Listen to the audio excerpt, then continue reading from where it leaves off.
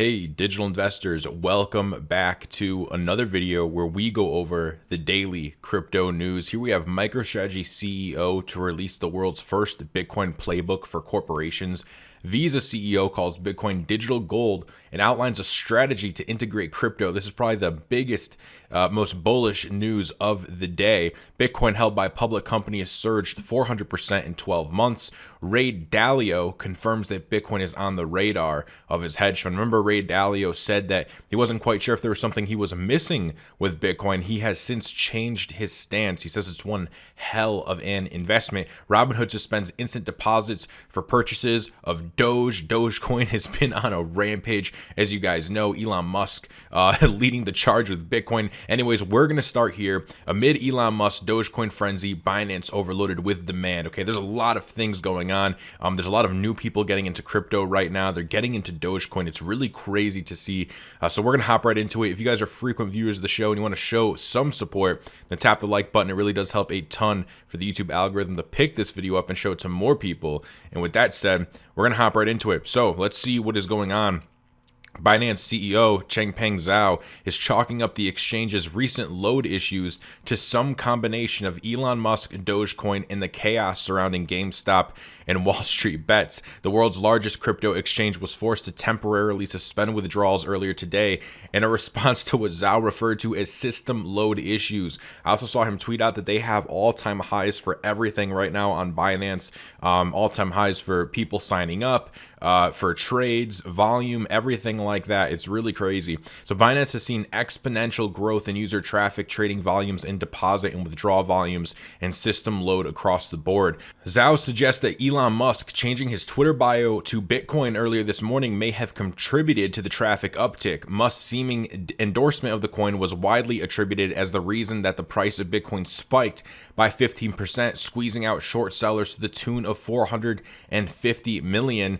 And as the stock trading app Robinhood faces new scrutiny, influencers like Pomp and the Winklevoss twins have been trying to herd anxious investors toward crypto exchanges. And this is kind of why, guys, we're getting this weird uptick to crypto, right? It's kind of like a GameStop and all of that kind of popped it off. The Robinhood stuff, people looking for a new exchange, supposedly, like this is showing here, Anthony Pompliano and Winklevoss twins herding investors to crypto exchanges. And again, this is becoming the perfect storm for cryptocurrencies because you can still move your cryptocurrencies, right? If a crypto gets halted on an exchange, right? Say like how Coinbase halted XRP or something like that. Well, if you're self-custodying your XRP or you just hold it in a wallet, you can just move it to a different exchange and sell it there or do whatever you want with it there. You can swap with it. It's much different than something like GameStop. So it builds into that perfect storm narrative of why people are realizing the need for cryptocurrencies.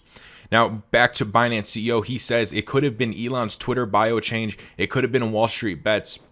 It could have been some big whales in Asia or Uganda or 1,000 other potential reasons. There is no way to be 100% sure. It's likely, but who knows? He says one other possible culprit is Dogecoin, the crypto that's seen significant gains over the past 24 hours. Dogecoin began as a gag, a so-called meme coin designed to poke fun at Bitcoin knockoffs, but the price increase is very real. It shot from around 1 penny to over 4 pennies overnight, and is from what I've looked at, guys, it shot as high as 7 or 8 cents last night. And he says we actually almost ran out of Dogecoin deposit addresses because the new address generator wasn't able to generate new addresses for user deposits fast enough to match user deposits. So that is pretty crazy. And as we know, guys, Dogecoin pumping, yes, it's a joke coin. It's a meme. It has no utility. It has no use case, right? It's a joke, but it does the same thing. It's kind of like that leading indicator for alt season, right? Bitcoin went, it broke its all-time high. It doubled its all-time high. We have Ethereum, which broke its all-time high, and it is flirting with it right now. And now we have Dogecoin going to the absolute moon. You also have all of the GameStop stuff that happened, the WallStreetBets. You basically have a pump group going on right now. Again, guys, the perfect storm. It all leads up to that. We are seeing exactly what we need to see this alt season, right? Dogecoin pumping is a great indicator. It is something we needed. It has historically always pumped before alt season. It is the first altcoin to go, much like XRP is kind of like the last altcoin to go. Now, of course, with all these different things going on, people like to pin one thing on why the price went up, right? People trying to say that Elon Musk changing his Twitter bio to Bitcoin, which we see right here, right? World's richest person, Elon Musk, sends Bitcoin sign and BTC rallies. This is because Elon Musk put hashtag Bitcoin in his bio. People saying, oh, Elon Musk is the reason why it pumped 15%. In reality, guys, I think it's a combination of everything, right? Whenever price goes up, people try to look for a reason as to why. I think it's kind of the wrong way to go about it, but people are always going to do that. It's always going to happen. They're always going to look for some reason, but really I think it's just the coming together of many different factors. Okay, again, we have a lot of different things going on right now that are leading up to this. We also have Robinhood suspends instant deposits for crypto purchases over Doge spike. So obviously Robinhood is in some really bad waters right now. Class action lawsuits, people very pissed. They're getting a lot of one-star reviews on the Play Store. Supposedly Google is removing those one-star reviews. Obviously, you have to also keep in mind any cryptocurrency you buy on Robinhood, whether it's Dogecoin or Bitcoin or I don't know what any other cryptocurrencies they sell.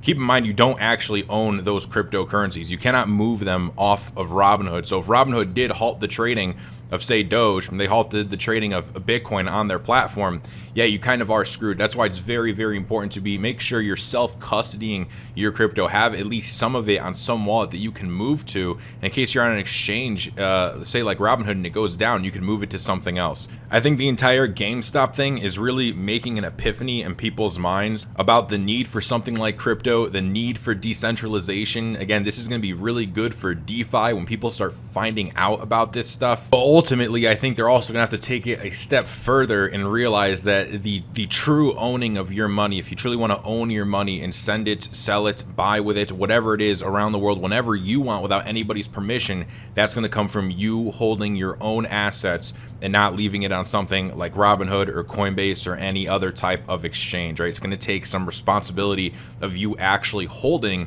your digital assets. Now, Ray Dalio confirms that Bitcoin is on the radar of his $150 billion hedge fund. This is pretty interesting. He says it's one hell of an invention. In a post titled, "What I Think of Bitcoin," the billionaire investor praised the crypto, stating, "I believe Bitcoin is one hell of an invention." Dalio likened Bitcoin to the creation of the credit-based monetary system starting in 1350. Just like the shift in the monetary system, he says Bitcoin is making its investors and those who got in on it early very rich, and has the potential to make many more people very rich and to disrupt the existing monetary system. Bitcoin is establishing itself as one of the best alternative gold-like assets at a time when their need is rising. With debt and money creation becoming all too common, investors are in need of an asset with a limited supply, and that can be privately held. It seems to me, this is what he says, it seems to me that Bitcoin has succeeded in crossing the line from being a highly speculative idea that could well not be around in short order to probably being around and probably having some value in the future. Okay, so basically he's saying going from a speculative idea, right, people throwing money at it, assuming that somebody else will pay more for it in the future, right, to something that could actually have value in the future, right? Sounds like he's saying it could be a digital store of value, right? People are saying that Bitcoin is the digital gold, digital store of value. It looks like Ray Dalio could be warming up to that idea. So we'll see what happens. We'll see if his hedge fund actually starts investing bigly into Bitcoin or other cryptocurrencies. We also have Bitcoin held by public companies has surged 400% in 12 months to $3.6 billion. So we've known this for a while, right? It's not just retail buying Bitcoin anymore, but we do have companies, we have public companies, we have institutions, we have whales, we have some really big money, some traditionally smart money also coming into the space in the trade with us. This is great if you have been building positions over the course of the past couple years, because again, you have these whales in the trade with you. Now, for probably one of the most bullish pieces of the day, Visa's CEO calls Bitcoin digital gold and outlines a strategy to integrate crypto. Visa CEO Alfred Kelly referenced Bitcoin, cryptos, and digital assets in his Q1 2021 earnings call. Kelly was optimistic about the future integration of Bitcoin and cryptos into the Visa payments network, Okay, guys, we're literally talking about Visa right now, which, as he said, supports more than 160 currencies.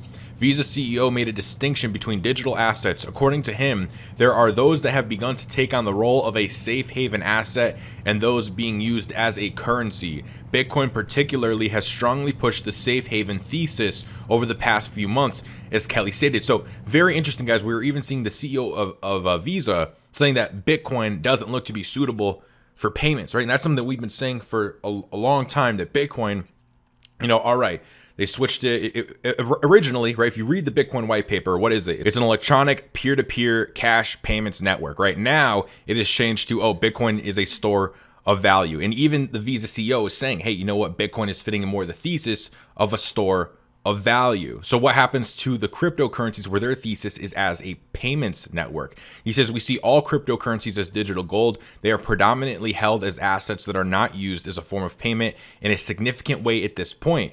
On the possible integration of Bitcoin and other cryptos into the network, Kelly said that this could happen when, quote, a particular digital currency becomes a recognized medium of exchange. This is why we need regulatory clarity. Visa's strategy is to make crypto payments safer and increase their adoption through collaborations. Visa aims to enable its users to buy cryptos and make purchases with this asset class, especially stablecoins and future CBDCs. They say stablecoins and CBDCs are an emerging payments innovation that could have the potential to be used for global commerce. Much like any other fiat currency, we think of digital currencies running on public blockchains as additional networks. We see them as part of our network of networks strategy. We are the clear leader in this space. We believe that digital currencies have the potential to extend the value of digital payments to a greater number of people and places. As such, we want to help shape and support the role they play in the future of money. Again, guys, this is coming from the Visa CEO, right? When everybody's spending their money on Visa, they are ready to integrate cryptocurrencies.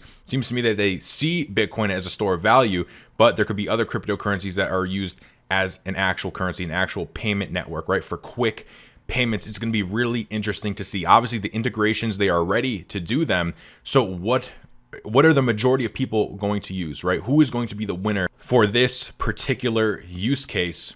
And now we have MicroStrategy CEO to release the world's first Bitcoin playbook for corporations. MicroStrategy will soon release Bitcoin Corporate Playbook. Yesterday, as a tweet by Michael Saylor, it will be released at the Bitcoin Summit 2021 event hosted by the firm next week. Michael Saylor says in this tweet, we're going to open source our Bitcoin Corporate Playbook, an array of documents covering governance, legal, financial, technical, and accounting considerations. Get the briefing in early access. Yada yada. Pretty insane, guys. What I think this is mainly going to be is it's going to be Michael Saylor opening up as to how he did it, right? How you can convert your reserves from US dollars into Bitcoin. At least that's how I think, right? They're saying playbook. We'll see what is actually put out at this Bitcoin Summit, but really interesting stuff, because now any company that wants to follow in Michael Saylor's and MicroStrategy's footsteps, they pretty much can. They're going to be open to this playbook. As we know, Michael Saylor also supposedly talked to Elon Musk about this playbook, right? About how he could do a favor for his Tesla shareholders and convert their US dollar reserves into Bitcoin reserves. So that has been floated around a lot. Again, now we also have Elon Musk putting Bitcoin in his bio. And while all this might seem, kind of not that important to you, you're like, why does this matter? At the end of the day, this is getting retail into the markets. Okay, at the end of the day, someone like Elon Musk or any celebrity just tweeting out Dogecoin or tweeting out Bitcoin, it really actually does bring money into the market. So as ridiculous and childish as all this may sound, it has very real implications in the market, in price appreciation, everything like that. People kind of want to get in on what's popular. That's exactly what we saw in 2017, right? In 2017, you have people buying cryptocurrencies not because they believed in them, not because they researched them, not because they had any idea of the use case, the tokenomics, because they read the white paper or anything like that, but because you just simply had people saying, hey, buy this. It's going to be the future. And that's it. And people don't really look into it anymore, and it's already pumped, right? People look at their phone, they see, oh, this asset is up 120%, and they just buy in. I think that's what we're seeing with Dogecoin right now, right? We have tons of people flocking to Dogecoin. Why? We have tons of people who think that Dogecoin is going to $1. Why? Because other people said so. But there is no underlying fundamental reason as to why this has to happen. It's just a belief. People just believe it's going to $1. But hey, you know what? The people who bought at half a penny, the people who've been buying Doge the past couple of years, they don't need it to go to $1 to make millions of dollars, right? They're already up millions of dollars. So you have to keep that in mind. At some point, there's going to be immense sell pressure on things like Doge, and the money is going to be put into other cryptocurrencies. So really, this is a patient game, right? Bitcoin doubled its all-time high, Ethereum flirting with its all-time high, Dogecoin pumping. This is the flow of money in crypto, right? From Tether and cash to Bitcoin to Ethereum, the large caps, mid caps, and small caps. You mainly just have to be patient and wait for the herd to come into your coins that you are holding. Your price for today, you have Bitcoin at 34.9K, Ether at 1,300, Polkadot at $16, XRP 28 cents, Cardano 35 cents, Chainlink at 22 bucks, Litecoin at $137, Bcash at 409, and Dogecoin is sitting at number 10.